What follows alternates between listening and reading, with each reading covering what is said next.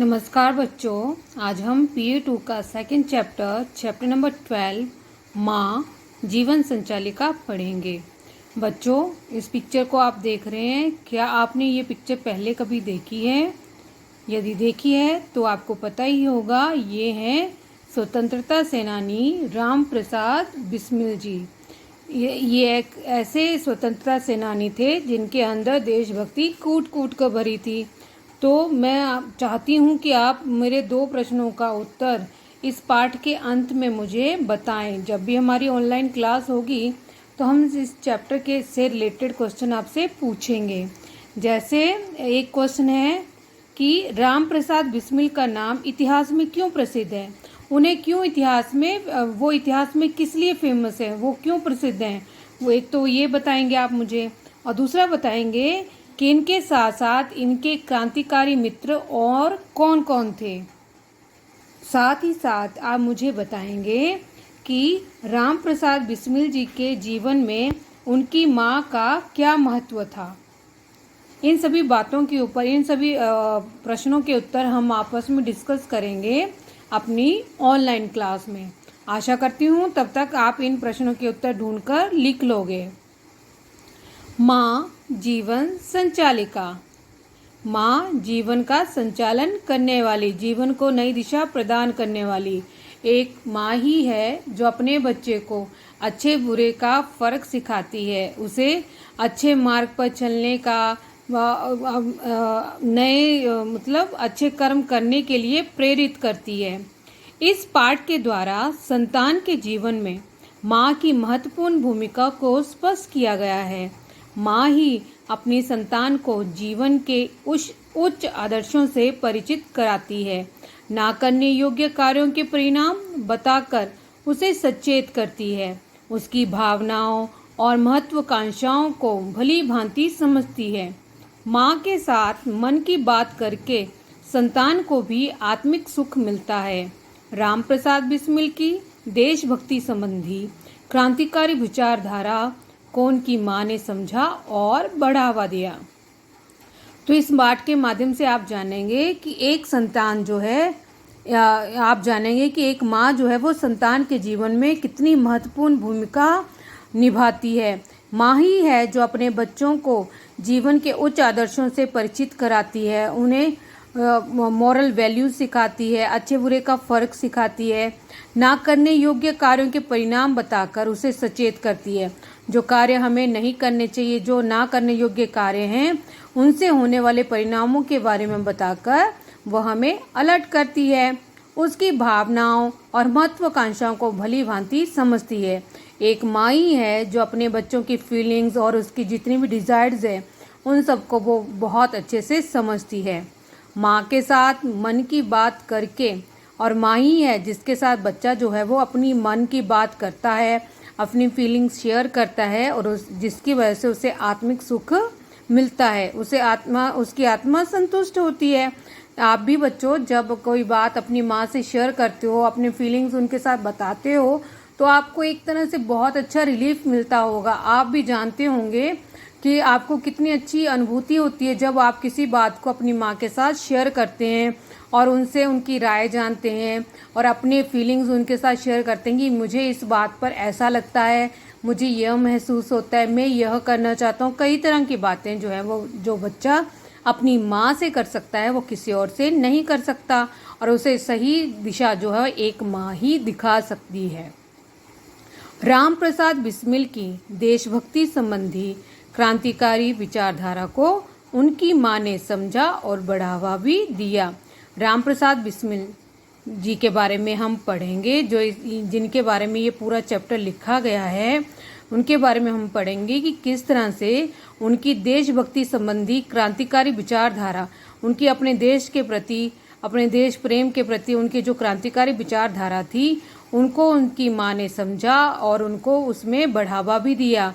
उसमें उन्होंने उनका सहयोग देते हुए उन्हें अग्रसर होने की प्रेरणा भी दी। मैं जो भी हूँ या होने की आशा करता हूँ उसका श्रेय मेरी माँ को जाता है। Abraham Lincoln. देखिए अब्राहम लिंकन ने कितनी अच्छी बात कही है कि आज मैं जो कुछ भी हूँ या फिर मैं अब कुछ जो बनने की इच्छा रखता हूँ, जो आशा करता हूँ, उसका सारा का सारा क्रेडिट जो है वो मेरी माँ को जाता है। अब बच्चों इन पंक्तियों को सुनिए। आपने ये गाना जरूर ही सुना होगा। जब भी हम इस गाने को सुनते हैं एक अलग तरह का जोश हमारी रगों में भर आता है, एक अलग तरह की तमन्ना हमारे मन में जाग उठती है। जब भी ये क्रांतिकारी दल अपने मिशन पर जाते थे तो यही गाना गाते थे और अपने जोश को, अपने बल को, अपने उमंगों को और ज़्यादा बढ़ावा देते थे। सरफरोशी की तमन्ना अब हमारे दिल में है, देखना है जोर कितना बाजुए कातिल में है। सरफरोशी की तमन्ना अब हमारे दिल में है, देखना है जोर कितना बाजुए कातिल में है। वक्त आने दे बता देंगे तुझे ऐ आसमां, हम अभी से क्या बताएं क्या हमारे दिल में है। देखो कितने सुंदर भाव इन पंक्तियों में दिए गए हैं। मेरी आवाज़ पर ध्यान मत देना, लेकिन इन शब्दों को यदि हम अपने दिल की गहराइयों से समझे जाने तो हमें पता चलेगा कि कितना दर्द छुपा है इन पंक्तियों में। इनके अंदर देश प्रेम की कितनी उच्च आकांक्षा, उच्च भावना यहाँ पर भरी हुई है ना। आपने ये गाना शायद सुना हुआ हो, अगर नहीं सुना है तो एक बार ज़रूर सुनना। उस गाने को सुनने के बाद एक अलग तरह का एहसास हमारी रगों में जाग उठता है। मातृभूमि को स्वतंत्र कराने के लिए अनेक वीरों ने हंसते हंसते जान दे दी। आपको पता ही है हमारा जो भारत था वो कितने सालों तक गुलाम रहा था, अंग्रेज़ों से गुलामी हमें झेलनी पड़ी थी। उस मातृभूमि को अंग्रेज़ों से मुक्ति दिलाने के लिए, उसे स्वतंत्र कराने के लिए अनेक वीर जो हैं उन्होंने अपने प्राण जो हैं हंसते हंसते दे दिए। वह हंसते हंसते अपनी मातृभूमि के ऊपर कुर्बान हो गए। उन वीरों में राम प्रसाद बिस्मिल का भारतीय समाज में अपना एक विशिष्ट स्थान है और उन्हीं सब वीरों में एक थे राम प्रसाद बिस्मिल जी, वो जो जिनका भारतीय समाज में एक अपना ही विशिष्ट स्थान है, एक विशेष स्थान है। ऐसे महान नायक को शत शत नमन है और ऐसे महान लीडर को, ऐसे महान नायक को हमारा बार बार प्रणाम है, सौ सौ बार नमन है।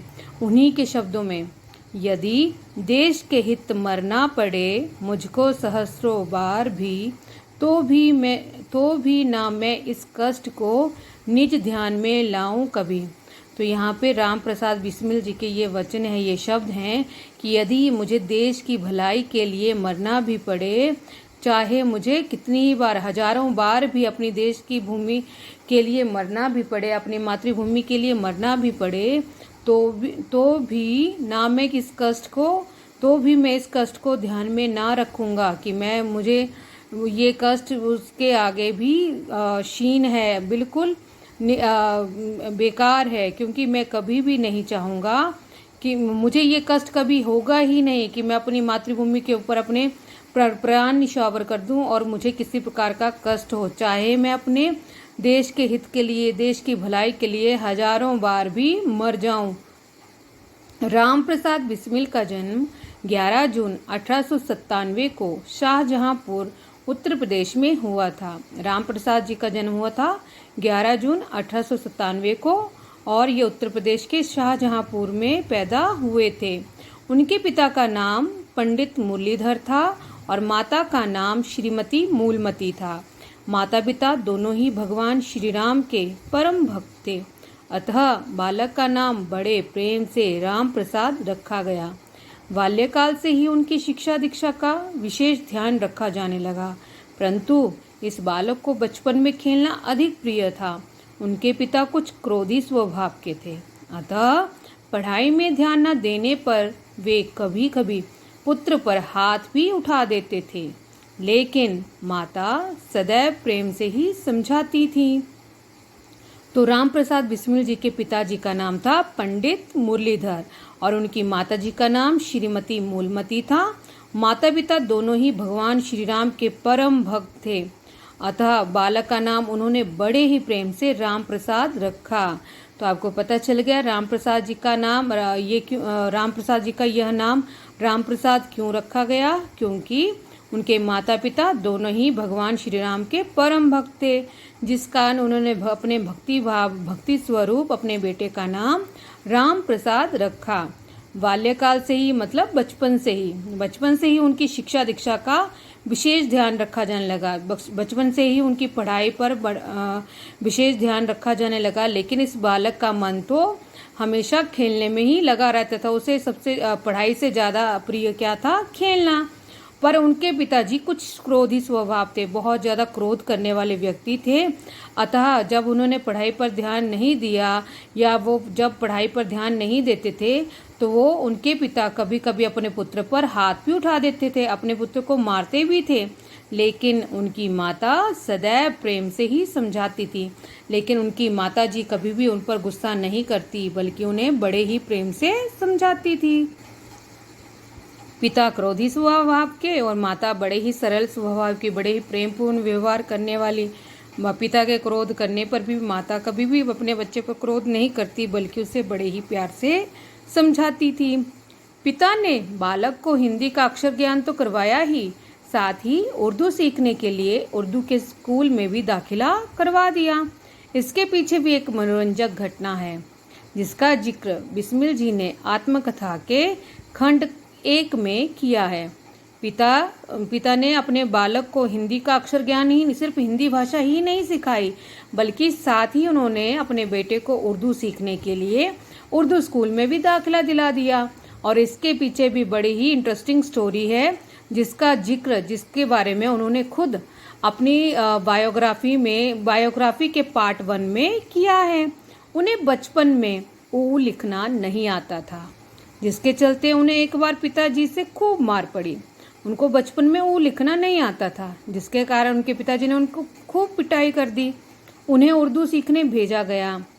फिर माताजी के स्नेहवश वे अंग्रेजी पढ़ने के लिए मिशन स्कूल भी गए। उन्हें उर्दू सीखने के लिए उर्दू स्कूल में तो भेजा ही गया, साथ ही साथ अपनी माता के प्रेमवश, अपनी माता के स्नेहवश वे अंग्रेजी सीखने के लिए मिशन स्कूल भी गए। राम प्रसाद बिस्मिल जी की आर्य समाज में धीरे धीरे रुचि बढ़ने लगी। वे प्रायः प्रवचन, व्याख्यान आदि सुनते और साधु सन्यासियों की पूरी निष्ठा से सेवा भी करते। राम प्रसाद बिस्मिल जी का पूरा ध्यान जो है, उनकी पूरी रुचि जो है थी, वो आर्य समाज में भी बढ़ने लगी। वो आर्य समाज के तरफ उनका झुकाव जो है आर्य समाज की तरफ जाने लगा। वे प्रायः उनके प्रवचन, उनके व्याख्यान मतलब उनके भाषण आदि सुनते और जितने भी साधु सन्यासी होते थे, उनकी पूरी निष्ठा से, पूरी भक्ति से सेवा भी करते। बिस्मिल अपनी माताजी से बहुत अधिक प्रभावित थे। बिस्मिल जो है अपनी माताजी से बहुत अधिक प्रभावित थे, उनसे बहुत ज़्यादा जुड़ाव था उनका। उनकी माताजी अपने प्रोत्साहन और सद्व्यवहार से सदैव पुत्र के जीवन को दिशा दिखाती रही। उनकी माताजी भी उन्हें हमेशा प्रेरित करती, अपने अच्छे व्यवहार से, सद्व्यवहार होता है अच्छे व्यवहार से, पुत्र के जीवन को दिशा दिखाती रही कि पुत्र का जीवन जो है, पुत्र जो है सही रास्ते पर जाए। इसलिए वे हमेशा अपने बच्चे को प्रोत्साहित भी करती और उसके साथ अच्छा व्यवहार भी करती। बिस्मिल ने जेल से अपनी माता को एक पत्र लिखा था, जो अत्यंत हृदय स्पर्शी और प्रेरणादायी है। बिस्मिल जी ने जेल में जब वो थे तो उस समय अपनी माताजी को एक पत्र लिखा था, जो हृदय स्पर्शी, जो हृदय को छूने वाला और प्रेरणा देने वाला है। हृदय स्पर्शी जो हृदय को छू लेता है, थोड़ा मतलब हमें हृदय से हमारे हृदय को स्पर्श करता है, थोड़ा टची है, और प्रेरणादायी, थोड़ा सा मोटिवेशनल है, जिसके बारे में हम अपनी नेक्स्ट वीडियो में पढ़ेंगे। तो आज के लिए बस इतना ही, अगला पढ़ेंगे हम नेक्स्ट वीडियो में। तब तक के लिए बाय बाय।